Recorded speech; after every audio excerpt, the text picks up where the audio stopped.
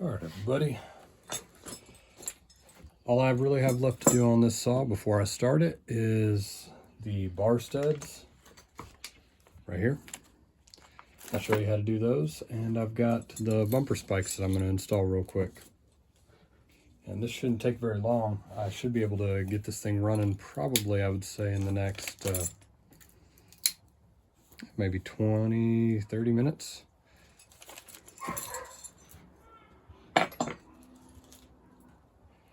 All right, so make sure I'm out of frame, but not too much. This short one will go right here on the top. So we'll set that there for the moment. And then the long one will go in the bottom. Now I'm not putting a chain catcher on this because the chain catcher on these is going to be on the clutch cover. I'll show you that here in a little bit. They normally have a roller chain catcher for the big chains. I kind of like that about these because when you're running like a 28, 32, or 36, they work out pretty good. All right. Now on these, I want you to grab that with a pair of needle nose. I'm going to push this in here. I think that little bit of Loctite is actually holding me up. There it goes. All right. Now with the needle nose, I'm just starting it. I believe this is a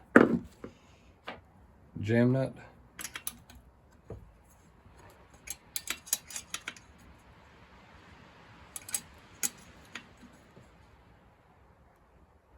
Now these bumper spikes, you'll want to keep an eye on them. Sometimes that'll work its way loose and you'll just have to go back once in a blue moon with a 8mm wrench and a T27, just snug it up. My old clone saw did have problems with that once in a while, just wanting to come loose. And right there.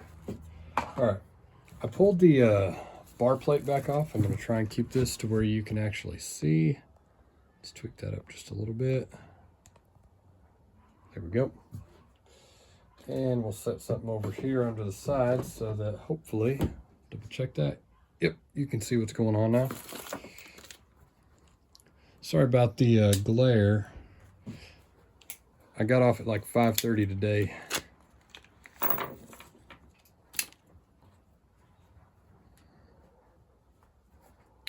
All right, the way I like to do these, run a nut all the way down, then start that one. Find your scrunch, and we'll get a 3/4 inch wrench real quick. And the way I like to do these, run that down in there. Now, being honest, it probably would have been a good idea to do this before the chain tensioner was in there, but it does set high enough, you just got to be careful. So I'm going to actually put this on going backwards. And what I'm going to do is I'm going to hold my right hand and I'm tightening with my left. So I've tightened that nut in there, that bar nut.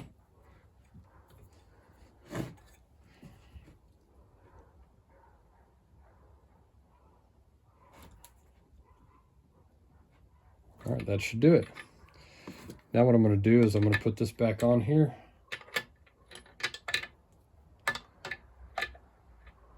Again, I'm trying not to smack the chain tensioner.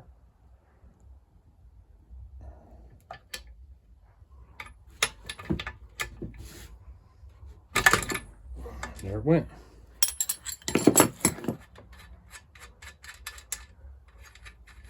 Now, one thing to remember is you always want the short end of the bar stud sticking out.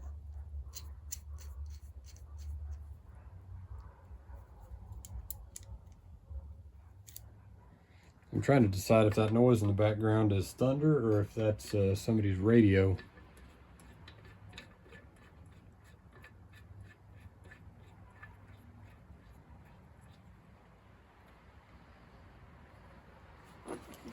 All right, Now again, sticking a wrench on there. I'm trying not to block this so that you can actually see what I'm doing. But right now I am just tightening that bottom bar nut up. I'm going to take this,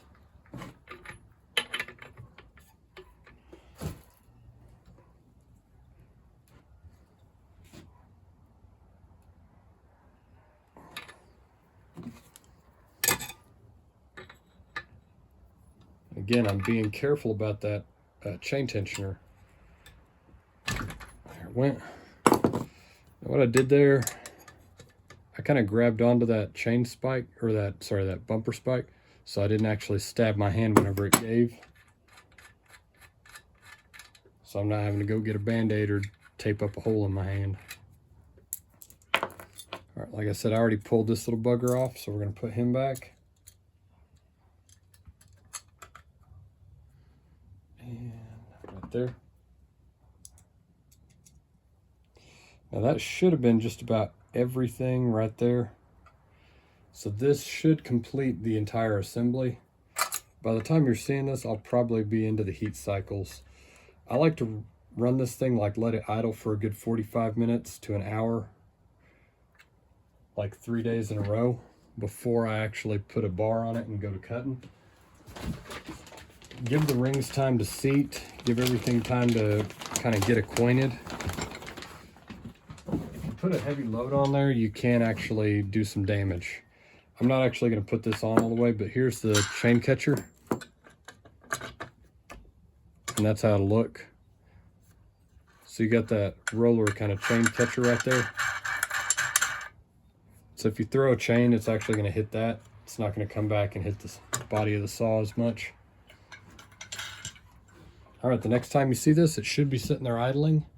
When you're doing a heat cycles, when you idle for like 45 minutes to an hour, never really hit like wide open throttle. Just, you might blip the throttle a couple times, get it tuned if you need to, but overall just try to let it idle, try to let it warm up and get hot, seat the rings, let all the bearings get lubricated, let everything get acquainted. Do that 2 or 3 times, and then you should be good to put a bar on it and put it in the wood. All right, you'll see it here in a little bit.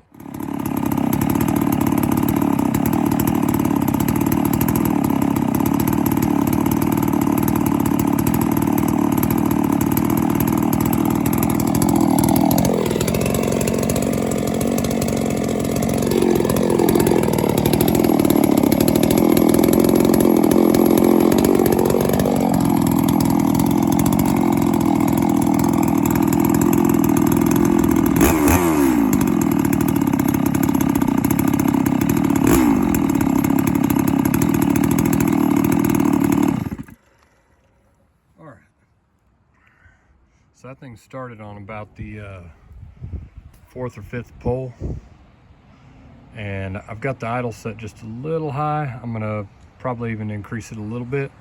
It's not engaging the clutch whenever I'm idling it, but I'm probably gonna let it set for another probably 20 minutes just at idle. And I've not increased the RPMs any higher than those blips right there. Just let it kind of see what it'll do. When you turn it on its sides like that, you're looking for an air leak. So if this thing was sucking air anywhere, you would have heard a drastic change in idle, or it would completely die. But yeah, that right there, that's how I like to build a clone saw. I've got a good quality aftermarket crank, as good as you can get in aftermarket. Good bearings, seals, and a highway top end. I'll talk to you later.